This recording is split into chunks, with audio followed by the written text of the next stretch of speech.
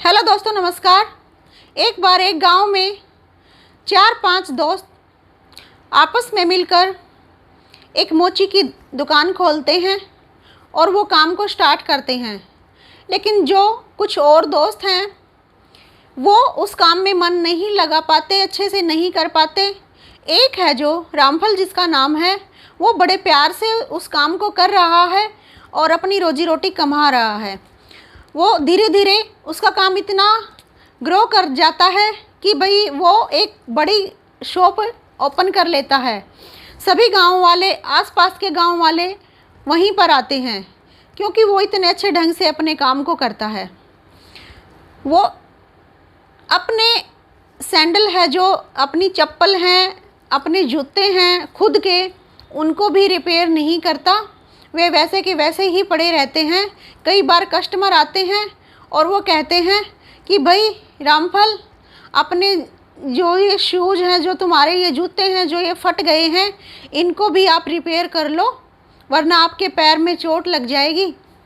वो कहता है ठीक है साहब, ठीक है, अभी मुझे समय नहीं है, पहले कस्टमर के तो कर दूं। तो इस तरह से वो इग्नोर करता रहता है, टालता रहता है और अपने शूज़ को वो रिपेयर नहीं करता। ऐसे ही उसको पहनकर उधर बाहर चला जाता है, कहीं घूमने या कुछ सामान लेने, ऐसे ही उनको पहनता रहता है। फटे पुराने जो वे जूते पहन रहा था तो उसके पैर ज़मीन पर भी लगने लगे, उसको चोट लगने लगी थोड़ी बहुत। जैसे तो वो थोड़ी बहुत जो चोट फटे हुए जूतों के कारण जो उसके पैर में लगी थी, वो धीरे धीरे एक घाव बन गई। घाव बनते बनते कब वो एक बड़े घाव का उसने रूप ले लिया, ये समझ ही नहीं आया। उसको काफ़ी पेन रहने लगा, तकलीफ़ रहने लगी। तो कुछ बंदे हैं जो उसको, गांव वाले उसको एक हॉस्पिटल में ले गए। हॉस्पिटल में जाकर उसको एडमिट करवा दिया। डॉक्टर ने कहा कि आपका जो ये घाव है ये नासूर बन चुका है और आपका ये जो पैर है ये काटना पड़ेगा वरना ये आगे बढ़ता जाएगा। आपने अपना जल्दी से इलाज नहीं करवाया, अपना ख्याल नहीं रखा, इसलिए ये और भी बढ़ गया। तो इस तरह से जो रामफल का पैर है, जो घुटनों के नीचे से वो काट दिया जाता है और वो काफ़ी सदमे में पहुंच जाता है। वो काम करना भी छोड़ देता है। एकदम उसकी लाइफ में एक बहुत ही बड़ी भयानक ये दुर्घटना उसके साथ हो जाती है।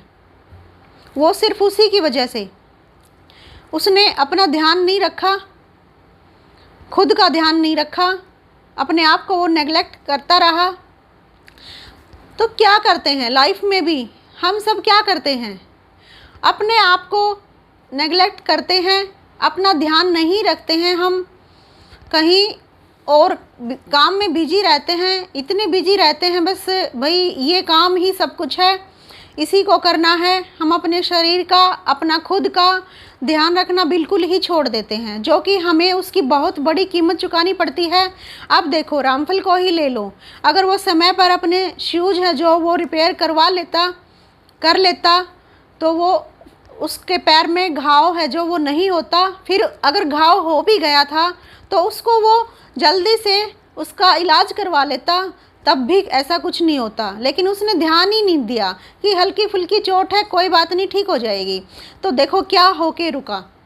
इस तरह से हम ज़िंदगी में करते हैं। जब वो समस्या छोटी होती है तो हम ध्यान नहीं देते, वो कब बड़ी बन जाती है, कब बड़ा रूप ले लेती है, हमें बाद में समझ में आता है। कई बार तो घर में माएँ ऐसा करती हैं, अपने आप को बिल्कुल ही इग्नोर करती हैं, नेगलेक्ट करती हैं, बिल्कुल भी अपना ध्यान नहीं रखती।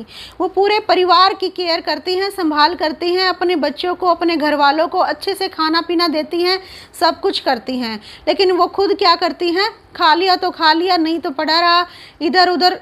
मतलब वो इतना अपने लिए नहीं कर पाती जितना कि वो अपने परिवार के लिए करती हैं। वो नहीं समझ रही कि अगर मैं सही रहूँगी तो जिस परिवार की और जिन बच्चों की तो इतनी केयर कर रही है, मैं सही होंगी तभी कर पाऊँगी, वरना तो एक दिन बिल्कुल ही मैं बैठ जाऊँगी, मैं नहीं कर पाऊँगी, तो फिर कौन करेगा। तो अपना ख्याल रखें, हमेशा इतने ना गुम हो अपने काम में, अपनी किसी ड्यूटी में, इस लाइफ में, अपनी जिम्मेदारियों में। इन सब को करते करते, निभाते हुए अपने आप को नज़रअंदाज नहीं करना है। हमें हमेशा खुद को प्राथमिकता देनी है, पहले अपना ख्याल रखना है, उसके बाद ही हम सब कुछ सही तरीके से कर पाते हैं, वरना तो हम कर नहीं पाएंगे कुछ भी, किसी के लिए भी, ना खुद के लिए, ना अपने बच्चों के लिए, ना परिवार के लिए, ना इस दुनिया के लिए। हम सही होंगे तभी तो हम कुछ कर पाएंगे। हमें सही रहना है, और वो कैसे रहना है, जब हम अपना खुद का ध्यान रखेंगे। कल फिर मिलते हैं एक नए टॉपिक पर, एक नई स्टोरी के साथ। जय हिंद।